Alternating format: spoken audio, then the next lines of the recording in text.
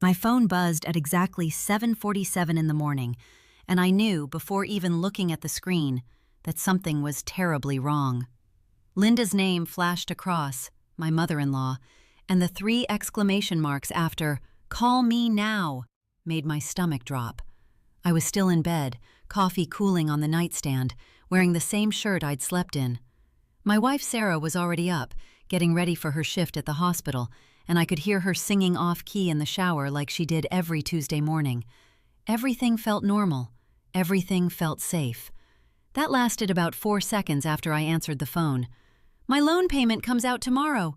Linda's voice hit me like a truck, high-pitched and trembling with rage.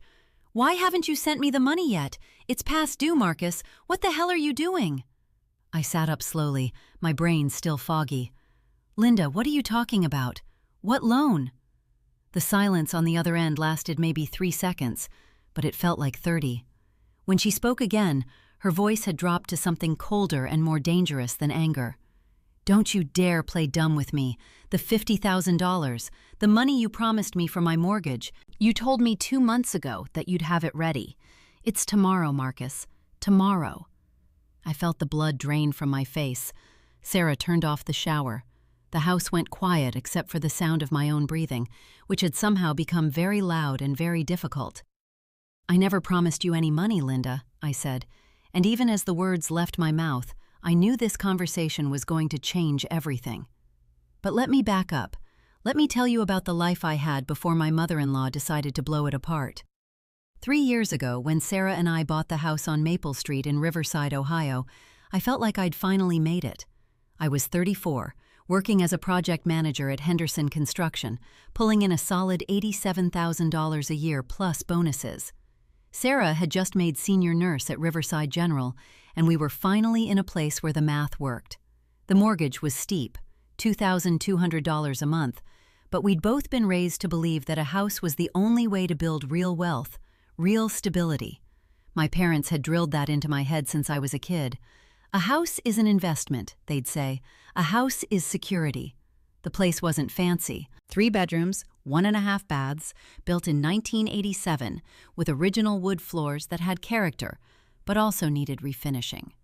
The kitchen was small, the roof was going to need work in 5 years, and the basement flooded if we got more than 2 inches of rain. But it was ours.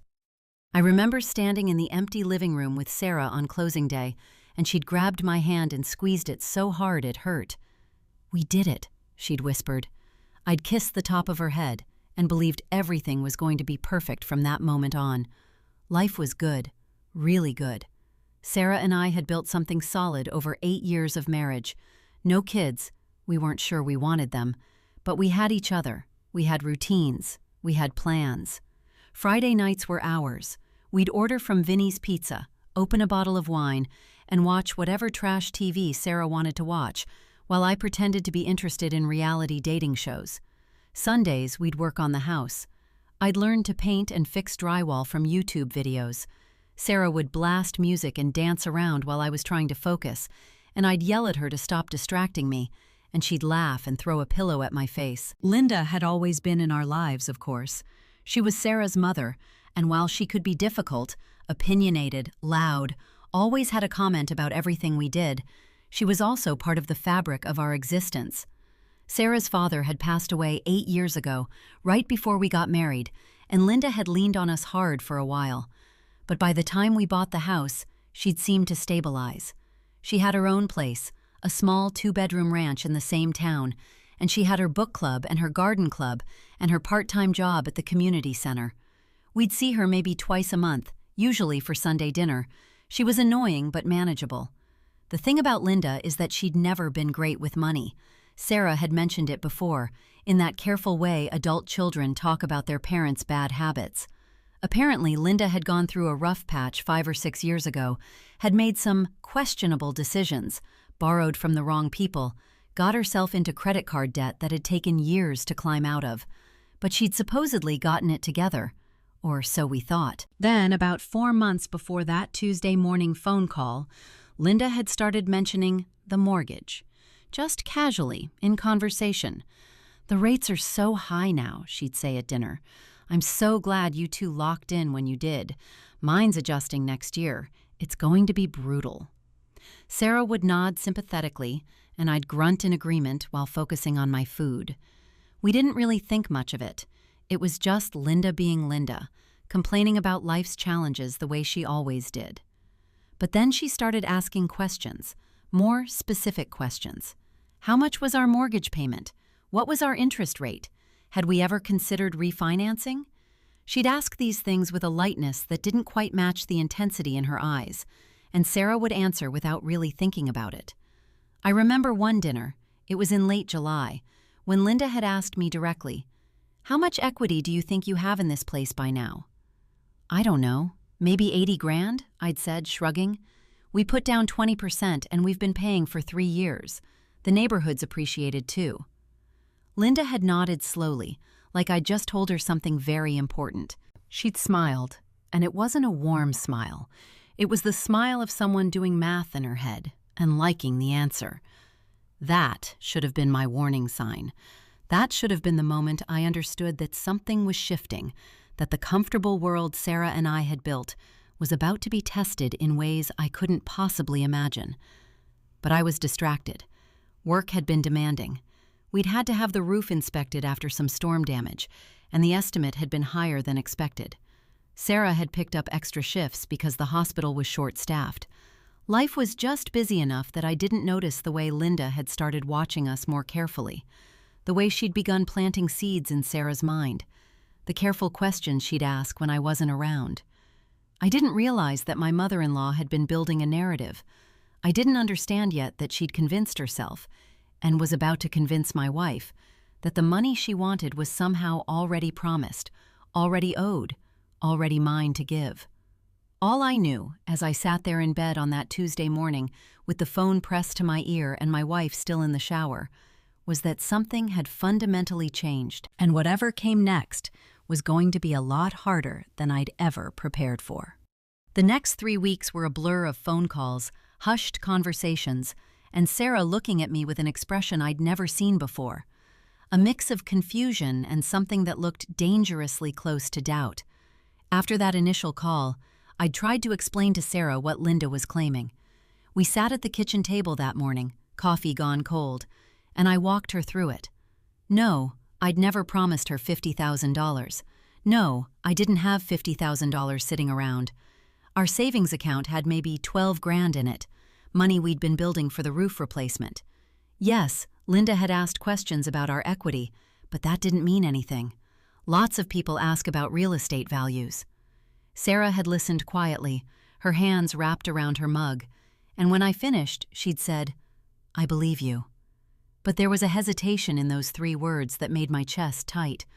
I could see her mind working, doing calculations, trying to figure out how her mother had arrived at this delusion. Sarah loved her mother, but she also knew Linda well enough to understand that she sometimes rewrote history to suit her needs.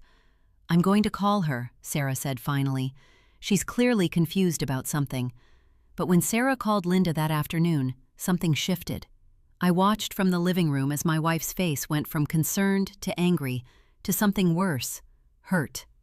She ended the call without saying goodbye and sat down on the couch like someone had pushed her. "What did she say?" I asked. "She said you promised her the money in front of me, in July, at dinner. She said I was there and I heard you agree to help her with her mortgage adjustment because the rates were going to skyrocket. She said you specifically said you'd have the money by September." My blood went cold. "Sarah, you know that's not what happened. You were there. I never said anything like that." "I know," Sarah said quietly, but there was something in her voice, not quite doubt, but a kind of exhaustion. "I know what happened, but she was so certain, Marcus. She wasn't angry, she was just certain, like she genuinely believed what she was saying." That's when I realized the full scope of what was happening. Linda hadn't made a mistake or confused a conversation. She'd constructed an entire narrative and convinced herself it was true. And now she was in the process of trying to convince Sarah that I was either a liar or a man who'd made a promise he didn't intend to keep. Over the next 2 weeks, things deteriorated. Linda started calling Sarah multiple times a day. She'd leave voicemails about how disappointed she was, how hurt she felt, how she couldn't believe her own son-in-law would do this to her after everything she'd done for us. What had she done for us? We'd never asked her for anything. But Linda had a way of making people feel guilty for things they hadn't done, of rewriting history so that small kindnesses became major debts. The worst part was watching Sarah get caught between us. She'd defend me to Linda, but then come home looking exhausted and worried. "She sounds really scared about the mortgage," Sarah said one night. "What if she's telling the truth, and she's just confused about when you promised?" "I didn't promise anything," I said, hearing the anger creep into my voice. "Sarah, you know me. You know I wouldn't make a promise like that and forget about it." "I know," she said, but I could hear the doubt, thin and poisonous, running through those two words like a crack in glass. That's when I decided I needed evidence. I needed to prove irrefutably that I had never made this promise. I went through my text messages with Linda, sparse and mostly about Sunday dinners. I checked my emails. Nothing. I even looked through my calendar from July, thinking maybe if I could prove I was out of town or at work, it would show that the dinner conversation Linda was describing hadn't happened the way she remembered. Then I called my sister Janet, who lived about 40 minutes away. She'd been to one of our Sunday dinners in July. I remembered because she'd brought her new boyfriend and made a joke about how Linda had interrogated him about his credit score within 10 minutes of meeting him. "Do you remember that dinner when Linda was asking about our house?" I asked carefully. "Which one?" Janet laughed. "She's always asking about your house. She's obsessed with it." "July, the one where you brought Brandon." Janet was quiet for a second. "Oh, that one. Yeah, I remember. Why?" I explained the situation, trying to keep my voice level. Janet listened, and when I finished, she said something that made me feel like I could breathe again. "Linda is crazy," Janet said flatly. "I remember that dinner specifically, because after you and Sarah went to put the dishes away, Linda started asking Brandon and me about your equity and whether you'd mentioned refinancing. She was fishing, Marcus. She was trying to figure out how much money you had access to. And when I asked her why she cared so much, she got weird about it and changed the subject. But I remember thinking it was strange." "Did you hear me promise her any money?" "God, no. You barely said anything that whole dinner. You were exhausted from work. You kept yawning and Sarah kept elbowing you to keep you awake." I felt something loosen in my chest. I had a witness, someone who could corroborate that the dinner conversation Linda was describing, the one where I supposedly promised $50,000, hadn't happened the way she claimed. But here's the thing about having evidence when you're dealing with someone like Linda. It doesn't matter as much as you'd think. When I told Sarah that Janet remembered the dinner differently, Linda simply called Sarah and said that Janet was lying to protect me because we were family. When I suggested that Linda write down exactly what she remembered so we could compare it to what actually happened, she said that asking her to write it down was cruel and dismissive of her emotional experience. By the middle of September, I was furious in a way I'd never been before, not just at Linda, but at the entire situation. I was working 10-hour days trying to keep my job while dealing with this nonsense. Sarah was picking up extra shifts at the hospital, partly because she needed the money, and partly, I suspected, because she needed to get away from the tension at home. We barely saw each other. When we did, the weight of Linda's accusations hung over us like a storm cloud. I decided to send Linda a certified letter. I typed it carefully, documenting the timeline of events, stating clearly and unambiguously that I had never promised her $50,000, that no such promise had been made, and that I could not provide funds that I did not have. I included a note saying that further discussions about this matter would need to happen through written communication only, and that if she continued to contact Sarah with these accusations, I would be forced to consider legal action. The letter was returned unopened.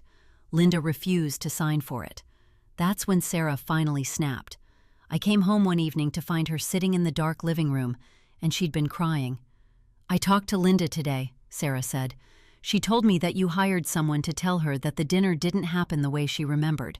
She said you were paying Janet to lie." I stared at my wife. "That's insane. You know that's insane." "I know," Sarah said, and her voice broke. "I know it is. But Marcus, I'm so tired. I'm tired of this. I'm tired of my mother calling me crying. I'm tired of you being angry all the time. I'm tired of feeling like I'm stuck in the middle of something I can't control." "Then tell your mother to stop," I said. "Tell her that you believe me, that you know what happened, and that if she keeps doing this, you're going to have to step back from the relationship." "I can't do that," Sarah whispered. "Why not?" "Because she's my mother, and she sounds so sincere. Even though I know she's wrong, even though I know you wouldn't do this, some part of me wonders." "Wonders what?" I interrupted. "Whether I'm lying? Whether I'm some kind of sociopath who makes promises and forgets them?" "I don't know," Sarah said miserably. "I don't know anything anymore." That night, I slept in the guest room, and lying there in the dark, listening to the house settle around me, I realized that Linda had done exactly what she'd set out to do. She'd infected my marriage with doubt.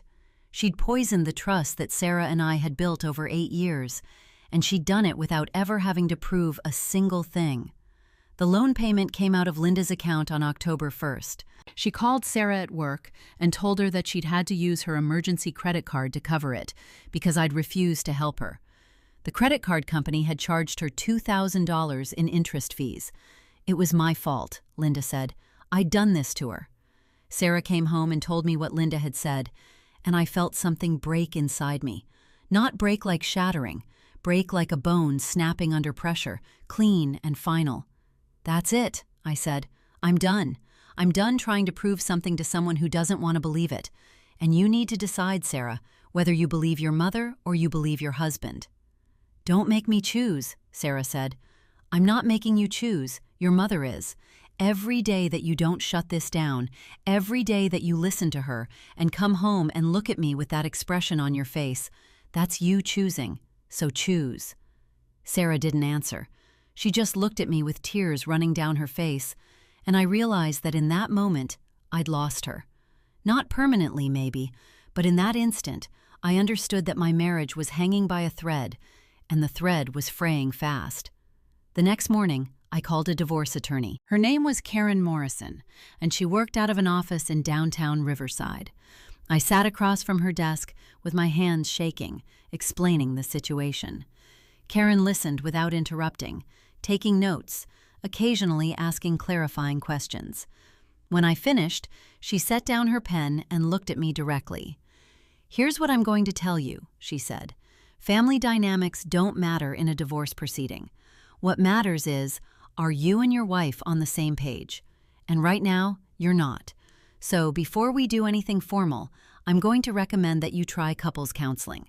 Because if you go through with a divorce based on this situation, there's a good chance you're going to regret it." I nodded numbly. I'd already thought about counseling, but Sarah hadn't been receptive when I'd suggested it. Still, I had to try.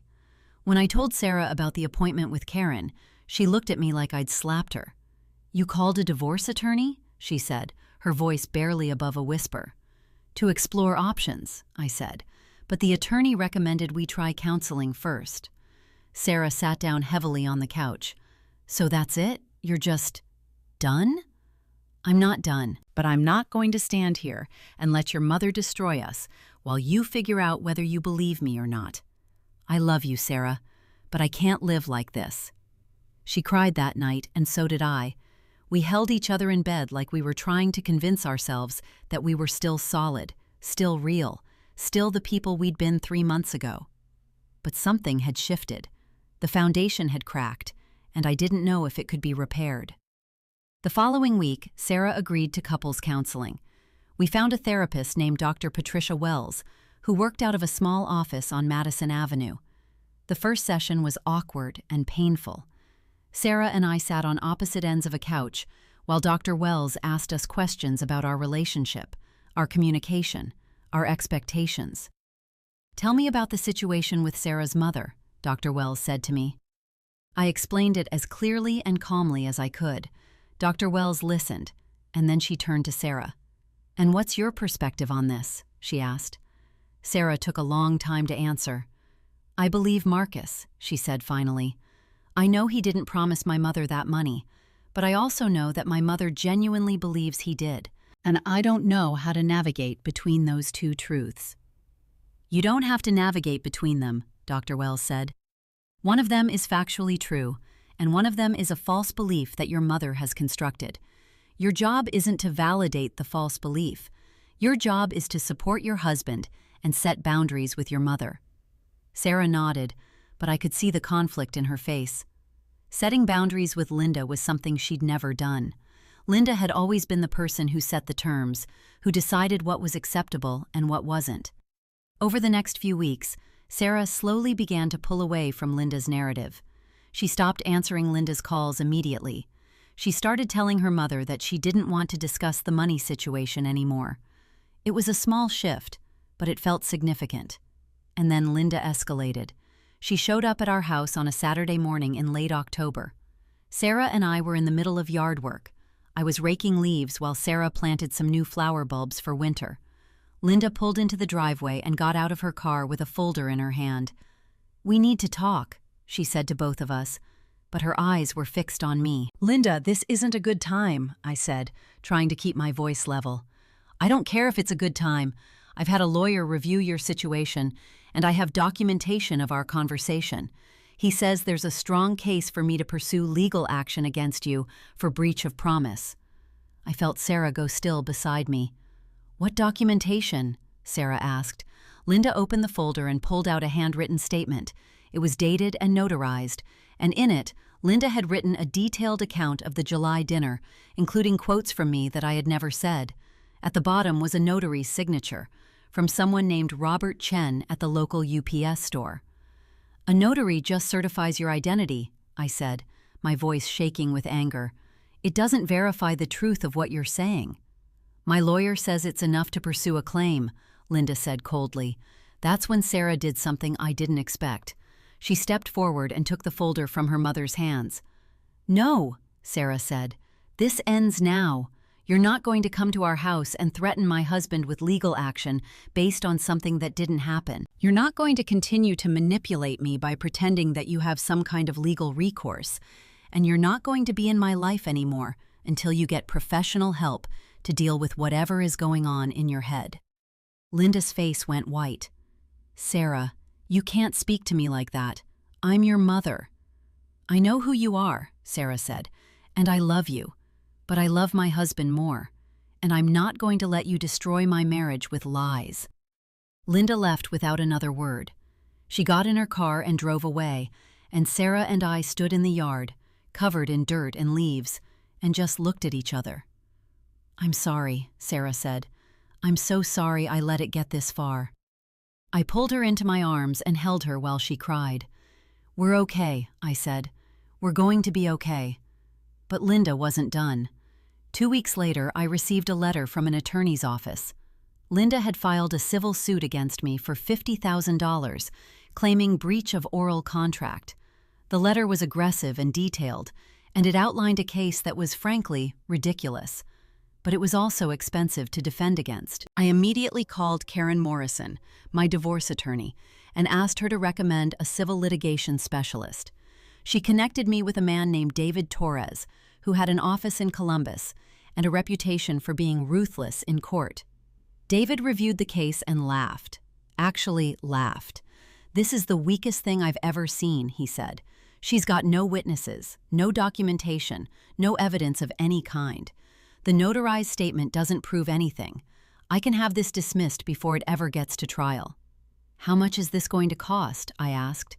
$5,000 for me to file a motion to dismiss. Another $3,000 if we have to go to trial, which we won't. $8,000. That was more than half of what we had in savings. But the alternative was to let this case drag on, and I couldn't do that. I couldn't let Linda's delusion consume the rest of my life. I authorized David to proceed. He filed the motion to dismiss within a week, and his brief was a masterpiece of legal writing. He outlined, point by point, why Linda's claim had no legal basis. He noted that oral contracts typically require consideration from both parties, that there was no evidence of any promise, and that the notarized statement was merely Linda's assertion of what she believed had happened, not proof of what actually occurred. The judge agreed. The case was dismissed in early November. Linda got a letter saying that she could appeal, but that doing so would likely result in the court ordering her to pay my legal fees. She didn't appeal. But she did call Sarah one last time, and from what Sarah told me, it was a bad call. Linda said that I'd used my money and influence to make the case disappear, that I'd corrupted the legal system to silence her. She said that Sarah had chosen a man over her own mother, and that she would never forgive her. She said that Sarah was no longer welcome in her home, and that if Sarah tried to contact her, she would have no choice but to seek a restraining order. Sarah hung up and cried for an hour, but underneath the sadness, I could see relief. Linda had made the choice for both of them. Sarah no longer had to carry the weight of trying to maintain a relationship with someone who refused to accept reality. In the months that followed, Sarah and I slowly rebuilt what had been broken. We continued with couples counseling. We took a weekend trip to the Hocking Hills, just the two of us, and we hiked and talked and laughed for the first time in months. We stopped sleeping in separate rooms. We remembered why we'd fallen in love in the first place. One night, about 6 months after the lawsuit was dismissed, Sarah and I were sitting on the back porch with a bottle of wine, looking at the stars, and she said something that I'll never forget. "I'm sorry I doubted you," she said. "You shouldn't be sorry," I told her. "Your mother manipulated you. She's good at it. She's been doing it her whole life. But I should have trusted you more. I should have shut it down immediately instead of letting it fester." I took her hand. "We're past it now. We survived it. That's what matters." What I didn't tell her was that I'd spent 6 months in therapy working through my anger at Linda, at the justice system that allowed her to file a frivolous lawsuit, at myself for not seeing it coming. Dr. Wells helped me understand that Linda's behavior was rooted in something deeper, some kind of personality disorder or unresolved trauma, and that nothing I could have done would have changed her actions. She would have found a way to create this scenario regardless. Linda never contacted us again. According to a mutual acquaintance, she moved to Florida about a year after the lawsuit was dismissed. She told people that Sarah had betrayed her, that I was a con artist who'd stolen her daughter, that the whole situation had been orchestrated to silence her. Some people believed her, most didn't. Sarah and I stayed in the house on Maple Street. We had the roof fixed. We refinished those original hardwood floors ourselves, painting the living room on a Saturday afternoon, while listening to music and laughing when we got paint in each other's hair. The house became once again what it had always been meant to be, a place of safety and peace. Years later, when people asked me about that period, I would tell them that the worst part wasn't the lawsuit or the financial cost, or even the threat to my marriage. The worst part was understanding, in a way I hadn't before, that some people are willing to destroy relationships and lie under oath in pursuit of something they've convinced themselves they deserve. It was a lesson in the fragility of trust and the importance of setting boundaries, even with family. But it was also a lesson in resilience. My marriage survived, my reputation was cleared, and I learned that sometimes the best revenge isn't revenge at all. It's simply moving forward and building a good life, despite everything someone has tried to do to stop you.